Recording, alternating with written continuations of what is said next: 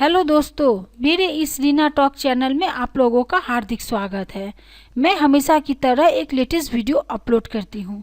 मैं आज आप लोगों के सामने गर्भ में पल रहे शिशु को किस प्रकार आप संस्कारवान बना सकते हैं और उस दौरान क्या करे और क्या ना करे, ये सब बताने जा रही हूँ। हर माता पिता अपने बच्चे के लिए सबसे अच्छा चाहते हैं। बच्चे के जन्म के बाद भी स्वस्थ रहने के लिए स्वस्थ गर्भावस्था आवश्यक है। गर्भ संस्कार ने शिशु के मानसिक और शारीरिक विकास में योगदान के रूप में लोकप्रियता प्राप्त की है। गर्भ संस्कार के बारे में प्राचीन शास्त्रों में लिखा गया है और इसे आयुर्वेद में भी शामिल किया गया है। संस्कृत में गर्भ शब्द गर्भ में भ्रूण को संदर्भित करता है और संस्कार का अर्थ है मन की शिक्षा।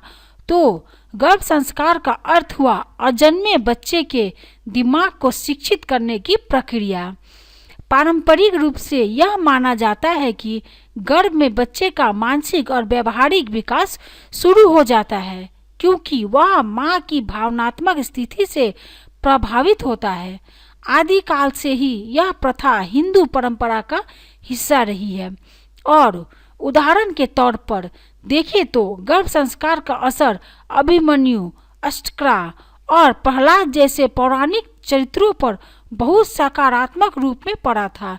जैसा कि कहानियों में स्पष्ट किया गया है कि ये अपनी माता के गर्भ से ही ज्ञान अर्जित करके आए थे। गर्भ संस्कार को बच्चे को लाभ पहुंचाने के लिए माना जाता है, बल्कि यह केवल बच्चे पर केंद्रित नहीं है। ये अभ्यास सुनिश्चित करते हैं कि माँ स्वस्थ रहे और मन की स्थिति सकारात्मक हो। गर्भ संस्कार के अभ्यास जरिए गर्भवती महिलाओं के आहार और जीवन शैली में परिवर्तन करने के लिए प्रेरित किया जाता है। यीशु का गर्भ संस्कार संदेश कहा गया है। अपने बच्चे को संस्कारवान बनाने के लिए एक महिला ने संत ईसा के एक बार प्रश्न किया, आप हमें बताइए कि बच्चे की शिक्षा दीक्षा कब से प्रारंभ की जानी चाहिए। ईसा मसीह ने उत्तर दिया, गर्भ में आने के 100 वर्ष पहले से। यह उत्तर सुनकर स्त्री को बहुत आश्चर्य हुआ। तब ईसा मसीह ने इस बात को समझाया कि यद्यपि 100 वर्ष पूर्व बच्चे का अस्तित्व नहीं होता, लेकिन उसकी जड़ उसके बाबा या परबाबा के रूप में सुनिश्चित होती है। उसकी मन स्थिति, उसके आचार, उसके संस्कार पिता के माध्यम से बच्चे के अंदर आते हैं। इसी तरह माता पिता के विचार, उनके रहन सहन, आहार विहार से भी बच्चे का निर्माण होता है। संत ईसा मसीह का यह कथन पूर्णतया सत्य है। इसके कई उदाहरण हैं। तो दोस्तों, दादा परदादा तक तो हम नहीं पहुंच सकते, मगर अपने आप को बच्चे उज्जवल भविष्य के लिए अवश्य ढाल सकते हैं। माँ की क्या भूमिका है, यह मैं आगे बताने जा रही हूँ। बच्चों का संस्कारित बनाने का सबसे उपयुक्त समय उसका गर्भकाल है। गर्भधारण काल में माता का चिंतन, चरित्र और व्यवहार तीनों ही उसके उदर में पल रहे बच्चे को प्रभावित करते हैं। इस अवस्था में वह जिस तरह के बच्चे की कल्पना करती है, जिस तरह का भोजन करती है, जिस तरह का वातावरण उसे मिलता है, वह सब बच्चे के अंदर सूक्ष्म रूप से समाहित होता जाता है। माता की आदतें, इच्छाएं आदि भी संस्कार के रूप में उसकी संतान के अंदर प्रवेश कर जाते हैं, जो समयानुसार परिलक्षित होता है। इस अवस्था में माता का शारीरिक, मानसिक और भावनात्मक स्वास्थ्य बच्चे के स्वास्थ्य को विनिर्मित करता है। इस अवस्था में माता जो भी देखती है, सीखती है, महसूस करती है, इच्छा करती है, कल्पना करती है, उसके अनुरूप ही उसके बच्चे के व्यक्तित्व का निर्माण बीज रूप में हो जाता है, जो समयानुसार विकसित होता है। तो दोस्तों, अगर आप गर्भवती हैं और इन सब जानकारियाँ ले रहे हैं और कहानियाँ सुन रहे हैं या पढ़ रहे हैं, तो आपके शिशु के लिए अति उत्तम फलदायी होगा। तो दोस्तों, आगे सुनिए एक पौराणिक अभिमन्यु की कहानी। गर्भ संस्कार को लेकर अक्सर अभिमन्यु की कहानी सुनाई जाती है। यह महाभारत की प्रख्यात घटनाओं में से एक है। दरअसल महाभारत युद्ध के समय द्रोणाचार्य ने पांडवों का वध करने के लिए चक्रव्यूह की रचना की। उस दिन चक्रव्यूह का रहस्य जानने वाले एकमात्र अर्जुन को कौरव बहुत दूर तक भटका के ले गए और इधर पांडवों के पास चक्रव्यूह भेदन का आमंत्रण भेज दिया। यह जानकर जब सारी सभा सन्नाटे में थी, तब 23 वर्षीय राजकुमार अभिमन्यु खड़े हुए और बोले, मैं चक्रव्यूह भेदन करना जानता हूँ। युधिष्ठिर ने साश्चर्य प्रश्न किया, पुत्र, मैंने तो तुम्हें कभी भी चक्रव्यूह भेदन सीखने न देखा और न ही सुना। तब अभिमन्यु ने कहा, तात, जब मैं अपनी माँ सुभद्रा के पेट में था और माँ को प्रसव पीड़ा प्रारंभ हो गई थी, तब मेरे पिता अर्जुन पास ही थे। माँ का ध्यान दर्द की ओर से भटकाने के लिए उन्होंने चक्रव्यूह भेदन की क्रिया बताना प्रारंभ की थी। तो दोस्तों, आगे जानिए, ऐसे बनता है बच्चा खुशमिजाज। विशेषज्ञों का कहना है गर्भधारण के 14वें दिन पहला न्यूरॉन बनता है, फिर हर मिनट 2.5 लाख न्यूरॉन बनते हैं जो आपस में जालीनुमा रचना बनाकर मस्तिष्क व नर्व्स बनाते हैं। इसके बाद शरीर व ज्ञानेंद्रियों का निर्माण होता है। इस समय गर्भ में जो अनुभव होता है वह शिशु की मेमोरी में जा बैठता है। यदि माँ खुश है तो उसके मस्तिष्क से निकलने वाली न्यूरो हार्मोन्स प्लेजेंटा के जरिए बच्चे में पहुँचते हैं और केमिकल सिग्नलिंग के माध्यम से बच्चे को कोशिकाओं पर असर करते हैं। ये विशिष्ट न्यूरो हार्मोन्स जाइगोट की सेंसिटिव कोशिकाओं को बढ़ाने व खुलकर विकसित करने में सहायता होती है, जिससे बच्चे का स्वभाव खुशमिजाज बनता है। क्यों जरूरी है गर्भ संस्कार, ये जानिए। हर माता पिता अपने बच्चे के उज्जवल भविष्य के लिए धन संपदा को एकत्रित करते हैं, उसके विकास के लिए बहुत चिंता करते हैं।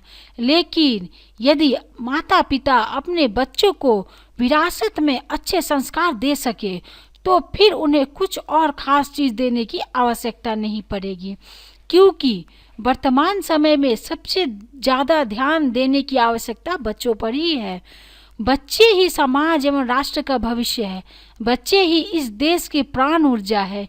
यदि इन्हें संवारा जा सके, इन पर विशेष रूप से ध्यान दिया जा सके, तो निश्चित रूप से क्रमशः परिवार, समाज, राष्ट्र एवं विश्व का कल्याण हो सकता है। आज पैदा होने वाले बच्चे कल भविष्य में युवा बनकर देश की बागडोर एवं अन्य जिम्मेदारियां संभालते हैं। तो दोस्तों, गर्भ संस्कार की विधि जानिए। गर्भधारण के पूर्व ही गर्भ संस्कार की शुरुआत हो जाती है। गर्भिणी की दैनिक दिनचर्या, मासानुसार आहार, प्राणायाम, ध्यान, गर्भस्थ शिशु की देखभाल आदि का वर्णन गर्भ संस्कार में किया गया है। गर्भिणी माता को प्रथम 3 महीने में बच्चे का शरीर सुडौल व निरोग हो, उसके लिए प्रयत्न करना चाहिए। तीसरे से 6ठे महीने में बच्चे की उत्कृष्ट मानसिकता के लिए प्रयत्न करना चाहिए। 6ठे से 9वें महीने में उत्कृष्ट बुद्धिमत्ता के लिए प्रयत्न करना चाहिए। गर्भावस्था के दौरान अगर माँ तनाव में होगी तो बच्चा भी उसी तनाव को महसूस करेगा और इसका असर उसके मानसिक विकास पर भी पड़ सकता है। इसीलिए प्रेगनेंसी के दौरान खुश रहे और आने वाले पलों के स्वागत की तैयारियों में व्यस्त रहे। बुरी आदतें को छोड़ दे। अगर कोई महिला गर्भवती होने के बाद भी धूम्रपान या फिर किसी अन्य तरह का नशा करती हो तो उसे यह बिल्कुल छोड़ देना चाहिए। इससे उसके स्वास्थ्य के साथ साथ होने वाले शिशु की सेहत पर भी नकारात्मक प्रभाव पड़ सकता है। इसीलिए इससे बचे और अच्छी आदतों को अपनाएं। कुछ बातों का रखें खास ध्यान। गर्भ में पल रहे शिशु अपने माँ के साथ सीधे संपर्क में होता है। आपके उठने बैठने का तरीका, सोने का तरीका भी बच्चे के विकास के लिए जिम्मेदार होता है। इसीलिए धीमे धीमे चले, झटके से मत उठे और पीठ के बल सोएं। और कोशिश करें कि गर्भ पर कभी भी सीधी रोशनी ना पड़े। यह बच्चे के लिए काफ़ी खतरनाक साबित हो सकती है। होने वाले शिशु से करें ये सब बातें। घर में पल रहा बच्चा 23वें हफ्ते से कुछ आवाज़ों के प्रति रिस्पॉन्स देना शुरू कर देता है और खास तौर से अपनी माँ की आवाज़ पर।